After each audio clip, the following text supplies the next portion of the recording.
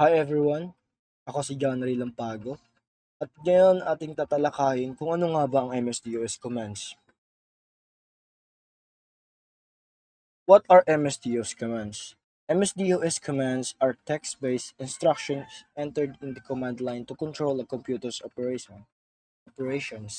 They allow users to perform different tasks such as managing files and directories, DIR to view files, copy to duplicate files, del to remove files, cd to switch folders, and rd to delete directories. Aside from file management, MSDOS also includes commands for system function like checking the date and time, clearing the screen or exiting the prompt, as well as utility commands to handle this in memory. During 1980s and 1990s, these commands played an important role in making personal computers functional and accessible. Bago pa man lumaganap ang mga modern graphical user interface, noon ay gumagamit ang mga tao ng command line para mag-function or mag-operate ang kanilang mga computer. For example, kung ngayon gusto natin mag-delete or mag-copy ng mga files, we just simply click them. Pero sa MSDOS operating system, we have to command the computer using text-based na instructions and put it into command line. Why are MSDOS command used? File management. Siyempre, unang-una, to manage our files. Dito, we can manipulate our files. Pwede tayong mag-delete, create, or mag-copy ng mga files at folder. Pangalawa is to automate tasks. MSDOS commands can also automate our tasks na hindi na natin kakailanganin magmano-mano ng trabaho. Pangatlo is to navigate directories. Using the commands, pwede tayo maglakbay sa iba't ibang directories or mga folder ng ating mga computer. Pangapat ay to troubleshoot. Noon pa man ang mga computer talaga hindi maiiwasang magkaroon ng error o problema. Madalas sa graphical user interface pa mismo. Gumagamit noon hanggang sa kasalukuyan ng commands para ayusin yung mga problema. Panglima naman is to execute the program. Kung ngayon, gusto nating i-open yung application natin, double click lang natin para mag-run. Sa MS-DOS command kasi is, kailangan mo pang i-put yung command sa command line para gawin yung ganung task. Lastly is yung system configuration. Nagagawa ng MSDOS commands ang pagbago sa mga settings katulad na lang ng date and time ng device na ginagamit natin at marami pang ibang mga basics na system settings. Ito ang mga list ng MSDOS commands at after ng presentation na ito, I will demonstrate each of these commands na ipapakita ko. Ito yung command list for inventory management.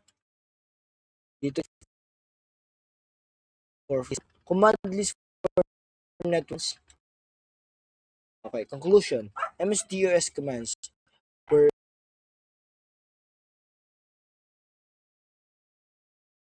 very to control, able to manage files, automate tasks, navigate directories, troubleshoot problems, execute, configure the system. Were essential making early personal computers functional and adaptable, forming the foundation for modern operating system. Ngayon naman, i-demonstrate ko ang mga paggamit ng MS-DOS command. I mean, MSDOS commands.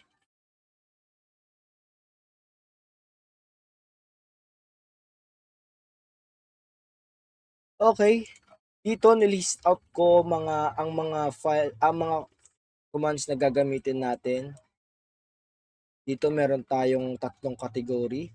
We have file and directory management, disk management, and for network and system commands. Kailangan nating i-open yung CMD or command prompt natin.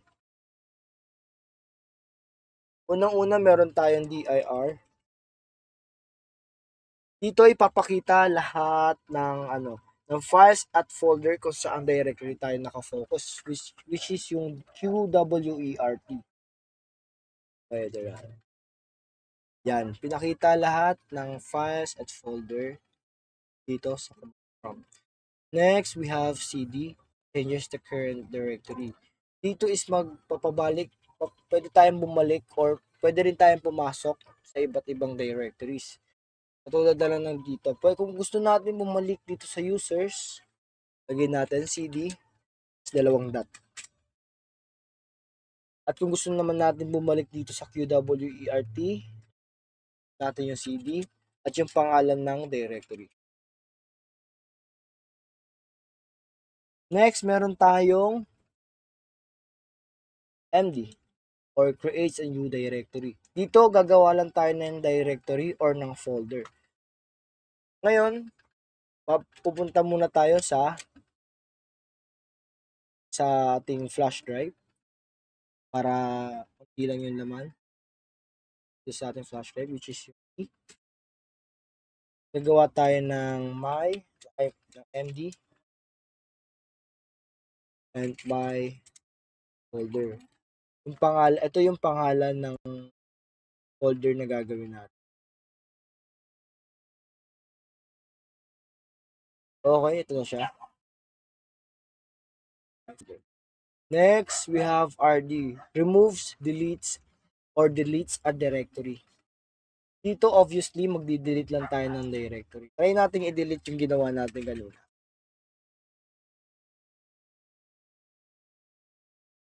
Okay. Ngayon, wala na yung ginawa natin. Next, meron tayong copy or copies files. Dito, magka-copy tayo ng isang files papunta dito sa folder. Dito, meron tayong format, yung command.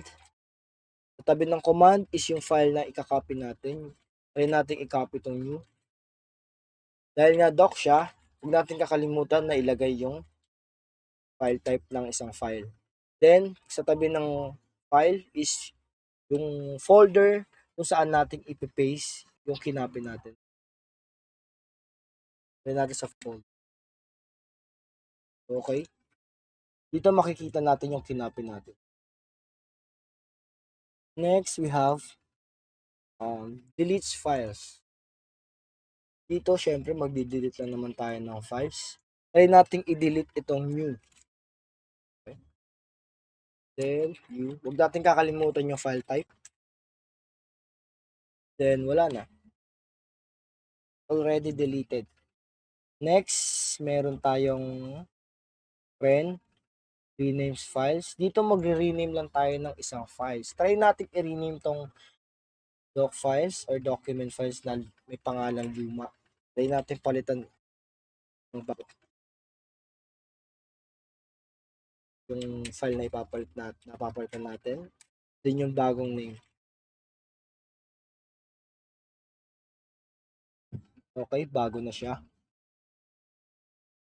Next, we have type displays the content of a text file. Dito, magdi-display lang ang magdi-display lang sa command prompt kung anong nilalaman ng isang text files. Ito, try natin. May laman tong isang text. Try natin siyang gawin dito. Type text. Okay, we got Brownie James. Next, we have yung unang vol or display the volume label and serial number is dito i-display lang yung serial number and yung volume label ng try natin muna po lumipat dito at tignan natin yung serial number or yung volume label ng isa. Try natin lumipat muna sa ating C vol and yung yung ating disk. Dito pinakita na yung drive natin walang label at yung serial number natin is 3E44 and so on. Next we have check disk or CHKDSK. Dito magche-check tayo kung may error yung ating disk. HK okay, and yung disk. Dito as we can see, ang sinabi dito, Windows has scanned the file system and found no problems. So, wala tayong problems dito sa atin. Next, we have 3. Displays a graphical representation of the directory structure. Dito dinidisplay yung graphical structure ng mga directory ng isang disk or folder natin. Try natin tignan yung ating main disk, which is yung C. Try natin lumipat sa muna. Then, 3.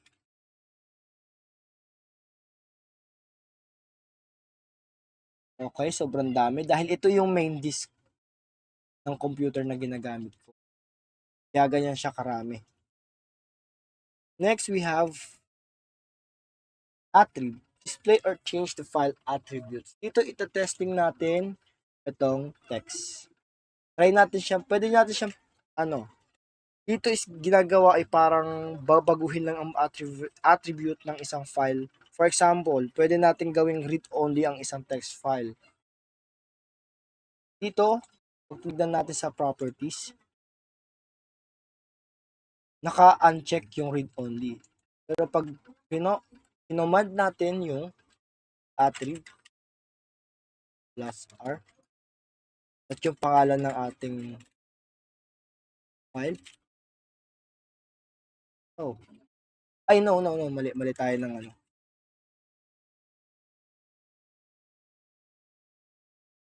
text. Mali yung natin file type. Okay, pag tinignan natin yung properties na ito. Hindi yan. Dito.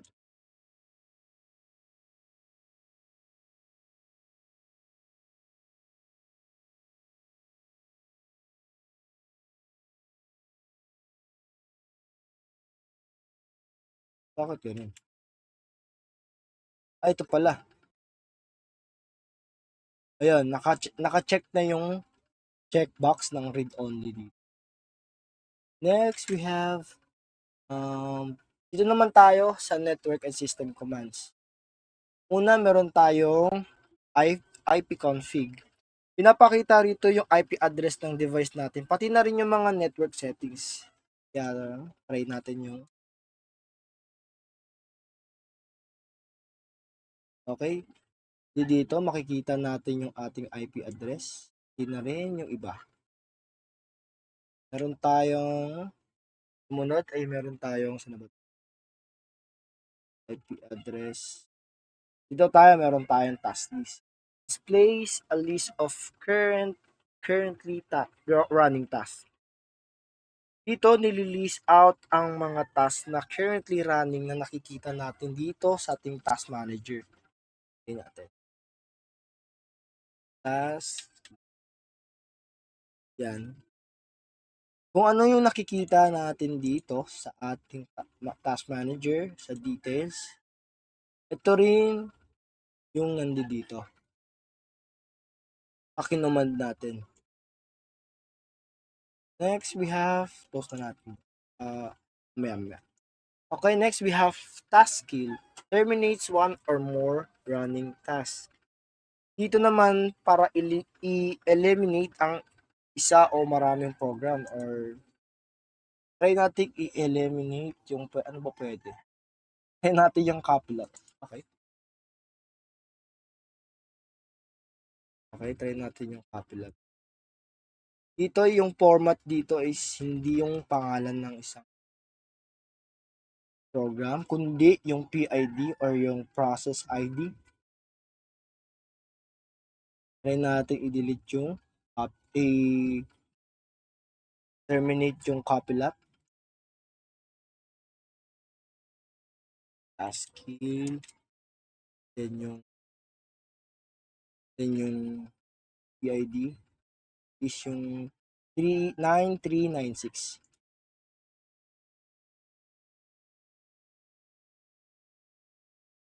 Then yung force to terminate. Okay? Ngayon, hindi natin siya makikita dahil in-eliminate na natin yung program na. Next, we have, close na natin to. Meron tayong sumunod. Ang sumunod is yung date or displays or sets that system date. Dito, i-display yung current date ng system at pati na rin palitan. Gusto natin palitan yung date ng system natin. Dito, date. Yan. Next is yung time. Dito sa time, parehas lang din sa date, pero para naman to sa time ng system natin. Okay, ayan. Next, we got CLS. Clears the command prompt screen. Dito tatanggalin lang yung mga nakalagay sa ating command prompt. Take note, walang maaapektuhan sa computer natin gamit ang command na to. Kumbaga, lilinisin niya lang yung command prompt. Try natin, CLS. Ayan, malinis na. Next, we got our help. Display help information for DOS command. DOS command. Ito namang command na to is parang manual lang na ipapakita ng mga information kung paano gamitin. Parang manual nga lang talaga. Try natin yung help. Yan. Marami to eh. Yung last is yung exit. Siyempre, i-exit niya yung command prompt. Kumbaga, i-close niya yung CMD.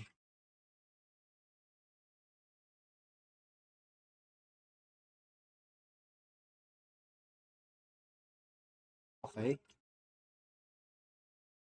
Ngayon tapos ko nang i-demonstrate ang ilang MS-DOS commands. Ngayon naman ay i-demonstrate ko yung paggamit ng Diskpark. Pero ano nga ba muna yung Diskpark? Ang Diskpark ay ginagamit to manage hard drives, partition, and volume. Sa window command prompt lang to ginagamit at wala to sa MS-DOS commands.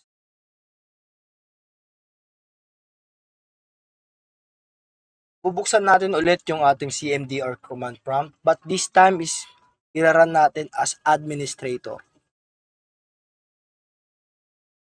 Type natin Diskpark.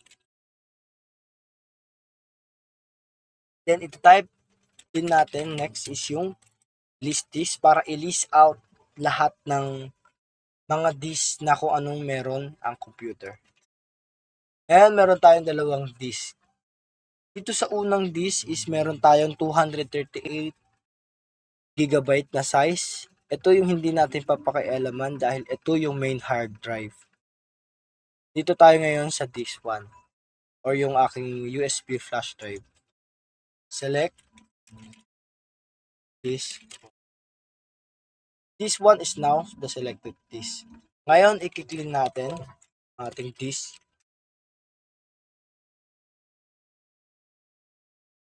Okay, nagkaroon siya ng error. This part has encountered an error.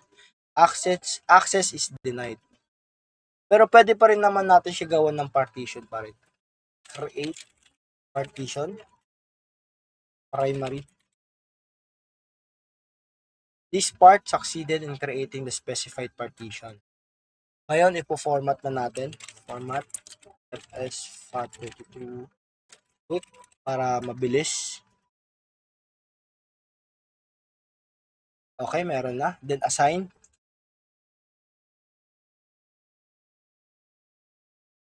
Okay. Then exit. Para mag-exit tayo sa this part. Oh. Exit pala yung na-type ko. Exit. Okay. Then exit the from. Okay. Yun lang.